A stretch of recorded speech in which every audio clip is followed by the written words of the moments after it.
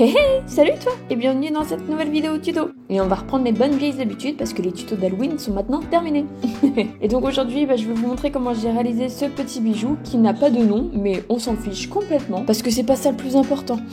Et vous allez voir que c'est vraiment très très simple à réaliser. Donc c'est parti, on commence par choisir les couleurs de notre choix. Donc moi j'ai pris du rose quartz, du pêche, du rose gold et de l'argenté.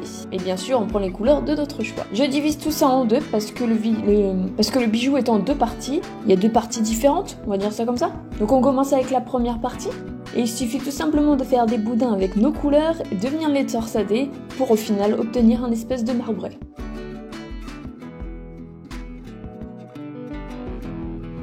J'assemble tous mes petits boudins ensemble et je viens torsader tout ça. Rien, mais vraiment rien de compliqué là-dedans. Je torsade, je torsade, je torsade encore et encore et encore. Et donc on s'arrête au moment voulu, jusqu'à ce que le marbré, entre guillemets, nous convienne. Et une fois que le mélange me convient, eh bien je viens étaler tout ça avec mon rouleau. Et après à la pasta machine. Donc on passe à la deuxième partie. Donc j'utilise mes 3 roses pour faire un petit dégradé, mais bien sûr c'est facultatif, je pourrais faire directement un petit boudin avec ces 3 couleurs là. Donc une fois que j'ai obtenu mon dégradé, justement je fais un petit boudin avec ce dégradé là. Et avec la pâte argentée, je viens enrouler tout autour. Donc si j'avais fait de simples boudins, et c'est pareil, j'aurais juste enroulé en argenté les simples boudins. Je sais pas si c'est très clair ce que je dis, j'espère. J'enroule mon petit dégradé dans de la pâte argentée. En plus ça rime. Je viens allonger mon petit boudin et je viens le couper en plusieurs parties. À part égale, enfin plus ou moins, hein, on fait comme on peut. Et donc on va tout bêtement faire la technique de l'Hidden Magic. Une fois que tous mes petits boudins sont assemblés, j'essaye de mettre les couleurs en quinconce et je viens aplatir tous ces petits boudins dans la diagonale. Et maintenant avec une plaque de texture souple et assez profonde, eh bien je viens appliquer ça sur ma pâte. En appuyant très fortement. Quand j'ai lavé la plaque de texture, j'hésite pas à appuyer en même temps pour vraiment bien marquer les empreintes. Et maintenant avec une lame souple et vraiment très coupante, donc attention aux doigts, eh bien je viens juste scalper les reliefs pour laisser apparaître le petit motif en dessous. Il vaut mieux y aller progressivement plutôt que de faire des bêtises.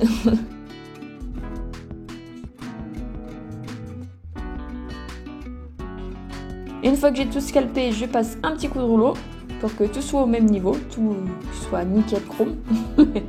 Oh la vieille expression. Et maintenant c'est terminé, je me retrouve avec mes 2 jolies petites plaques dans les mêmes tons de couleurs. Et maintenant on va passer à l'assemblage, donc on fait la découpe de notre choix.